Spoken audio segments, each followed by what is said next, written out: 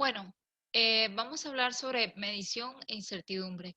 Este tema es importante porque ustedes como van a construir unas prácticas de laboratorio o van a participar haciendo prácticas de laboratorio, es importante que siempre se tome en cuenta que cada vez que hacemos una medición debemos tomar en cuenta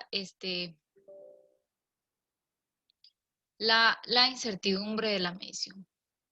Entonces vamos a analizar en este caso el proceso de las mediciones.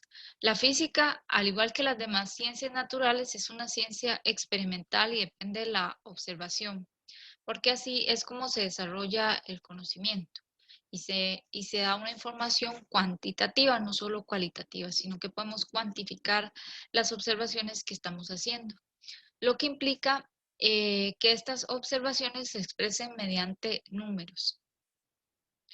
Cada vez que medimos, estamos realmente comparando con un patrón que ya está establecido. Los patrones de medición en la actualidad ya están definidos por los gobiernos y sujetos a convenciones internacionales, de tal forma que, por ejemplo, un metro mida un metro aquí y un metro en Francia o en otro lugar del mundo, para que las personas puedan reproducir los experimentos y si los hacemos bajo las mismas condiciones, podamos obtener los mismos resultados. Este, si queremos medir, por ejemplo, la longitud de un cuaderno, la respuesta podría ser 29,5 centímetros, pero ¿cómo vamos a interpretar este resultado? Vamos a decir que es 29,50000 centímetros, pero sabemos que eso realmente no es cierto, que los instrumentos tienen un límite en el cual, después del cual ya no podemos medir y no podemos asegurar si el decimal siguiente es el correcto porque ya está más allá de la escala que tiene nuestro instrumento. Entonces, las medidas realmente no son resultados exactos, sino más bien intervalos en los cuales está nuestro valor esperado. Entonces, es importante definir, digamos, lo que se llama la precisión y la exactitud. La precisión se relaciona con la dispersión del conjunto de valores obtenidos de las mediciones repetidas de una misma magnitud. Cuando medimos una cantidad y la medimos varias veces, la dispersión es la diferencia con respecto al valor central y ahí se refiere como precisión. Por ejemplo, si nos corresponde medir la temperatura de una pecera y lo hacemos repetidas veces, entonces la dispersión es la variabilidad de los datos. Entonces, entre menos dispersión haya, mayor es la precisión. Una medida de esta precisión es la desviación estándar. Cuando se tiene un conjunto grande de medidas de la misma magnitud, se puede sacar la desviación estándar que se define como la raíz cuadrada del cuadrado del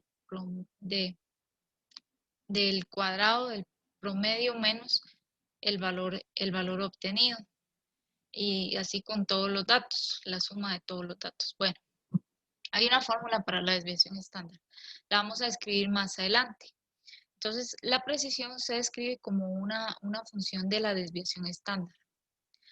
La exactitud se refiere a cuán cerca del valor real se encuentra el valor medido. Entonces, cuando se expresa la exactitud de un resultado, se expresa mediante el error absoluto, que es la diferencia entre el valor experimental y el valor verdadero. Por ejemplo, para medir la exactitud se puede sacar el porcentaje de error si se conoce el valor verdadero. Una medida, por ejemplo, la densidad de una pieza de hierro, ya se conoce el valor de la densidad del hierro, entonces se puede comparar y ver así si el resultado es exacto o no mediante el porcentaje de error. Ahora, por ejemplo, vemos estos dibujos. En estos dibujos vemos que tenemos un montón de puntos que no aciertan en el centro del blanco. Eso quiere decir que el resultado es impreciso, no tiene precisión y tampoco es exacto. Aquí tenemos un resultado que es preciso porque los datos se dispersan muy poco, pero es inexacto porque no da en el valor cercano. Entonces, aquí tenemos un valor que es exacto porque todos los valores están cerca del valor esperado, pero del valor real, pero es impreciso porque los datos tienen mucha dispersión. Y aquí vemos que los datos son precisos y exactos porque están cerca del blanco y están todos juntos, con poca dispersión. Esto es importante cada vez que ustedes van a diseñar una práctica de laboratorio, que analicen cuál es la incertidumbre de los resultados que ustedes obtuvieron, para saber si los resultados tienen, se les puede tener confianza o no. Precisamente ahí ustedes van a diseñar métodos experimentales y tal vez pueden encontrar que con un método que han probado, pues como que no resulta muy bien, tienen una incertidumbre muy alta y los datos están muy dispersos, y con otros métodos, pues los resultados mejoran. Ahora, otra cosa importante cuando realizamos mediciones son las cifras significativas. Aunque sea algo muy trivial, las cifras significativas aportan información de nuestros resultados. Representan el uso de una o más escalas de incertidumbre en el experimento que estamos haciendo. Por ejemplo, podemos decir en este caso que 4,7 tiene dos cifras significativas, el 4 y el 7, mientras que 4,07 tiene tres cifras significativas. Se considera que el último dígito de la aproximación es incierto, y esto es importante porque cuando nosotros hagamos las mediciones, nuestros resultados tienen que tener el número correcto de cifras significativas. Por ejemplo, si vamos a medir el volumen de un líquido con una probeta cuya resolución es de 1 mililitro, esto implica una escala de incertidumbre que es la mitad de la mínima unidad, ¿verdad? Sería la mitad de 1 mililitro, medio mililitro. Entonces, si yo mido un volumen de 6 mililitros, eso quiere decir que ese volumen va a estar entre 5,5 mililitros y 6,5 mililitros, el valor real del volumen. La forma correcta de representar el volumen es 6,0 más menos 0,5 mililitros. El valor esperado más la incertidumbre, más menos la incertidumbre, y tienen que tener el mismo número de cifras significativas. O sea, aunque yo tenga que hacer multiplicaciones con otros números y otras cantidades, tengo que tener el cuidado de que las cifras significativas correspondan también del valor esperado y de la incertidumbre sean iguales, para que haya una concordancia. Digamos, si yo pongo aquí que el volumen es 0,05,824 y así le pongo un montón de decimales, esos decimales no valen nada puesto que son menores que la incertidumbre. Entonces, no tiene ningún significado. Ahora, vamos a ver algunas reglas de las cifras significativas. Los ceros en medio de números diferentes de cero no son significativos. Son cifras significativas. Por ejemplo, 901 centímetros tiene tres cifras significativas, o 10.609 kilogramos tiene 5 cifras significativas. Estos ceros también cuentan.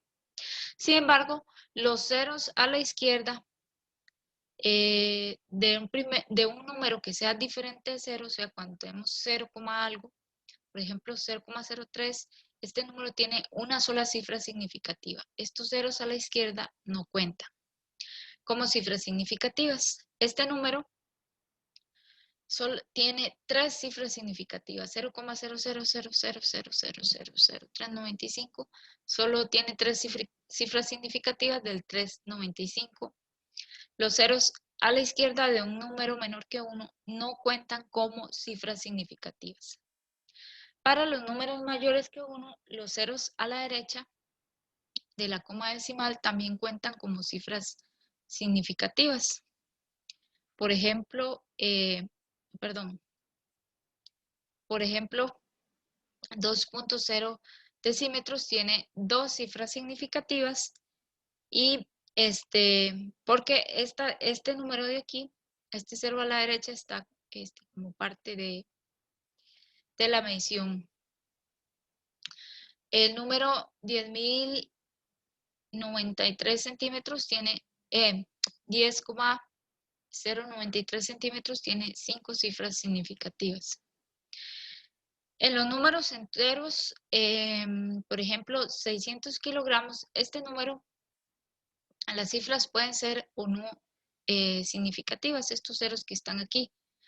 ¿Por qué? Porque podría ser que solo sea significativo el número 6, que sea medido con instrumento que tiene para medir algo muy pesado, entonces tiene muy poca precisión para estos otros decimales. O puede ser que tenga 2 cifras significativas o 3 cifras significativas. Para hacer como más claro el número de cifras significativas, se debe ver la incertidumbre del instrumento de medición. O podemos utilizar la notación científica. Por ejemplo, podemos poner, si solo hay una cifra significativa, solo el 6 es significativo porque el instrumento, pues, por ejemplo, medía como 100 gramos como la mínima unidad o algo así, digamos. Entonces, tenemos 6 por 10 a la 2 y es la forma de expresar el 600 con una sola cifra significativa.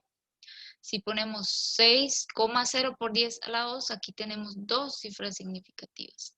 Y si ponemos 6,00 por 10 a la 2, entonces ya tenemos 3 cifras significativas.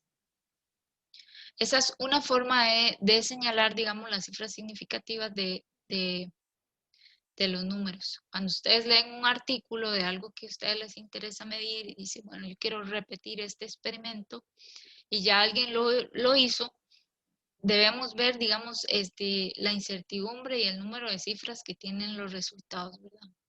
Porque entonces ahí usted ve, bueno, esta medición pues está así, se ve muy extraña porque la incertidumbre algunas veces de los resultados que algunas personas encuentran es del mismo tamaño de el número que encontraron. Entonces usted se pregunta, entonces, ¿qué pasó aquí? Ahora, es muy importante, por lo tanto, tener el cuidado de los decimales y de la forma en que redondeamos. Por ejemplo, si tenemos un multímetro que nos da una lectura de 15,4 voltios, nosotros no podemos escribir 15,40000 voltios, ¿verdad? Ya vimos que eso no es correcto porque el instrumento nos dice, nos da una precisión, una incertidumbre, donde en física, cuando el instrumento es digital, es la última unidad que se puede medir, en este caso 0,1 voltios. Y 4 es la cifra incierta, entonces cualquier decimal después del 4 no tiene confianza, no tiene ningún sentido.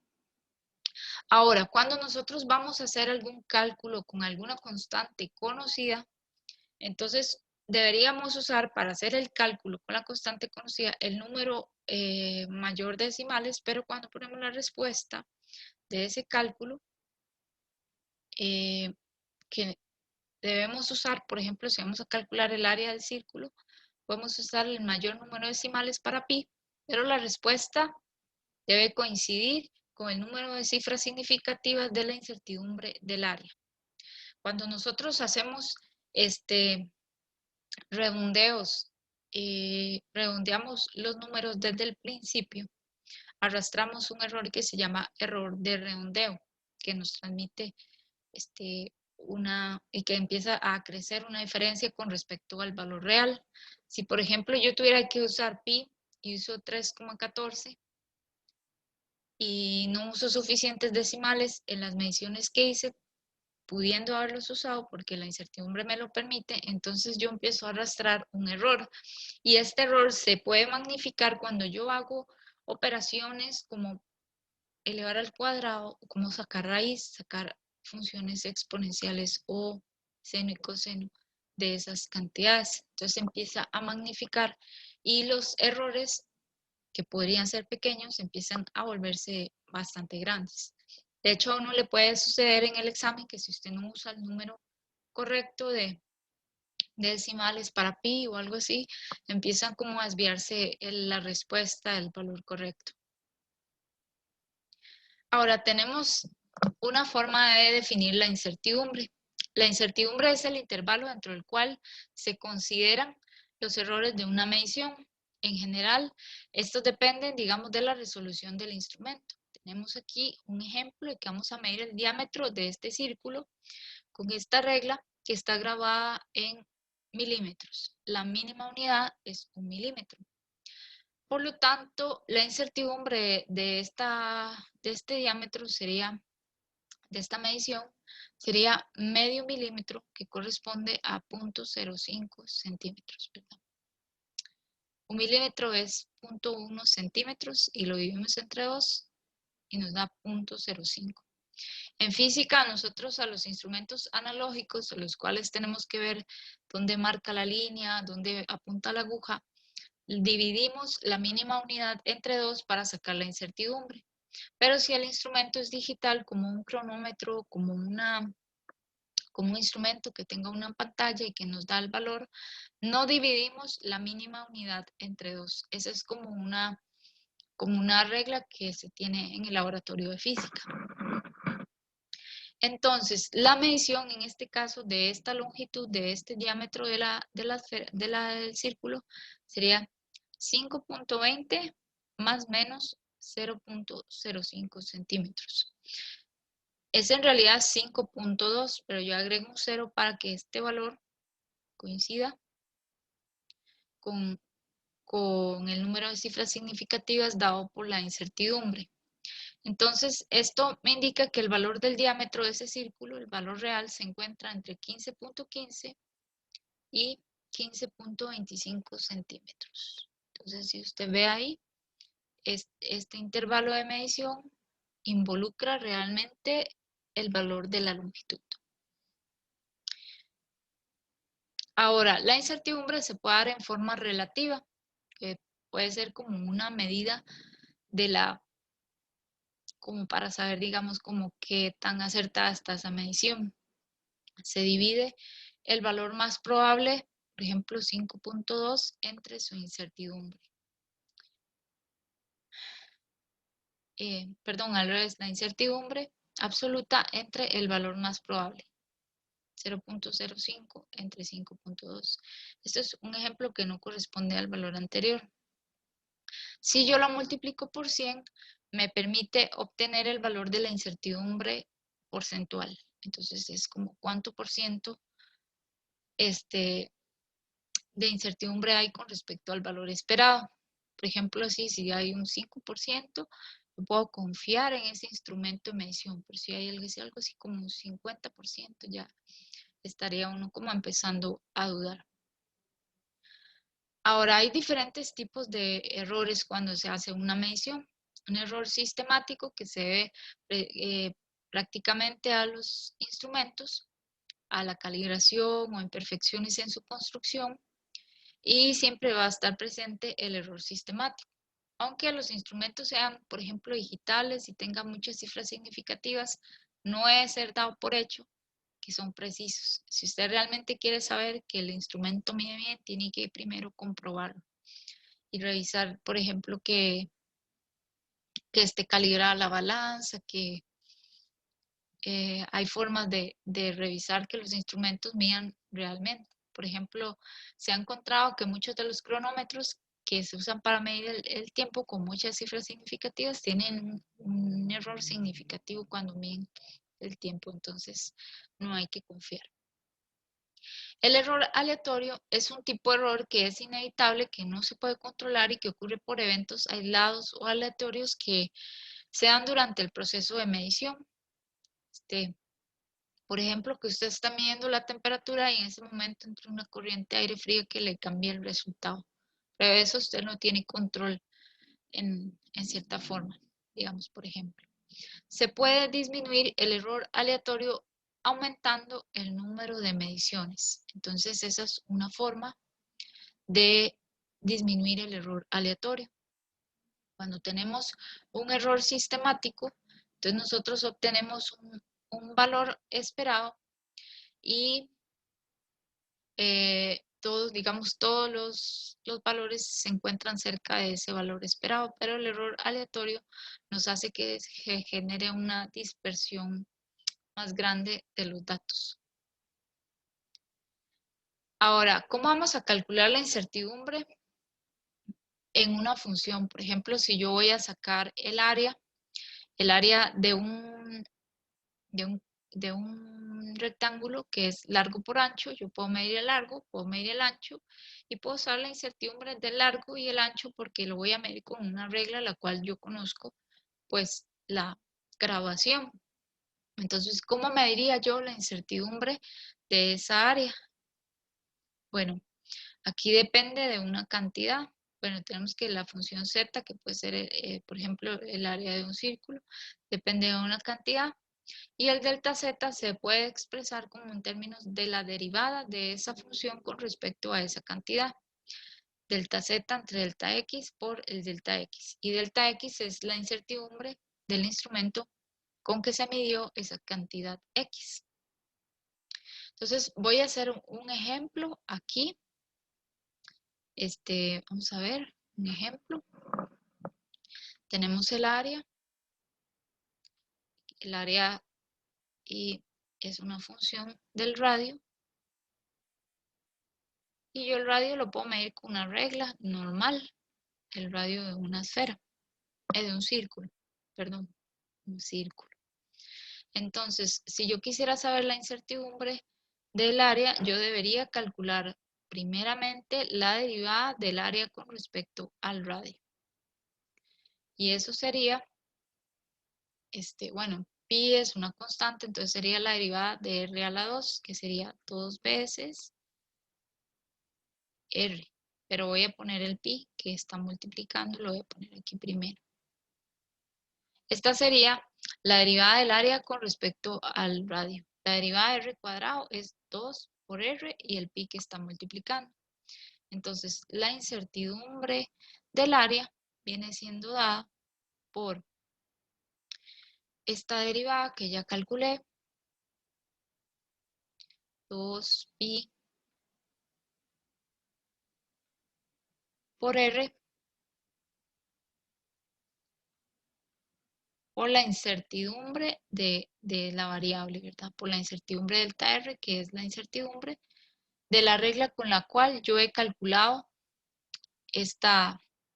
con la cual yo he medido el valor del radio. Entonces así sacaría la incertidumbre del área.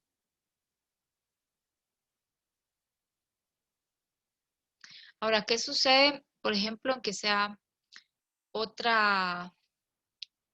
Vamos a ver estos ejemplos. Por ejemplo, que yo sumo dos variables. Entonces yo sumo, estoy sacando un perímetro y estoy sumando dos lados o algo así. Entonces yo voy a sumar las incertidumbres. Si yo hago una resta, debería sumar, aquí es una suma, está incorrecto, debería sumar de igual forma las incertidumbres. Y si yo hago una multiplicación de A por B, por ejemplo, largo por ancho, para encontrar el área de un rectángulo, debería multiplicar el largo por la incertidumbre del ancho más el ancho por la incertidumbre del largo. Si yo hago, por ejemplo, el caso del radio a la 2 o A a la n, entonces sería n por A a la n menos 1 por la incertidumbre de A. Es como cuando dice r al cuadrado, sería 2 por r a la 1 por delta r. Ahora, A entre B, entonces sería como delta A entre B más A por delta B entre B al cuadrado. La incertidumbre cuando la función es un seno sería coseno de A por delta A. La incertidumbre cuando es un coseno sería seno por delta A. Y la incertidumbre del logaritmo sería delta A sobre A. Entonces esos son unos ejemplos de cómo podemos calcular la incertidumbre, que realmente es la derivada por la incertidumbre del instrumento con que medimos la variable. Ahora, si tenemos una función de dos o más variables, por ejemplo, como ya dije, el rectángulo, el área de un rectángulo es largo por ancho, entonces depende de dos variables. Yo debería calcular para la incertidumbre delta z la derivada de la función con respecto a x por el delta x más la derivada de la función con respecto a y por el delta y. Entonces, por el delta y, que viene siendo la incertidumbre de la medida de y. Entonces, en este caso, cada vez que yo derivo con respecto a x, x es una variable, tomo la otra variable como si fuera una constante. Y cada vez que yo derivo con respecto a y, tomo la variable x como una constante. Y así es como se saca la incertidumbre para una función de dos o más variables. Gracias.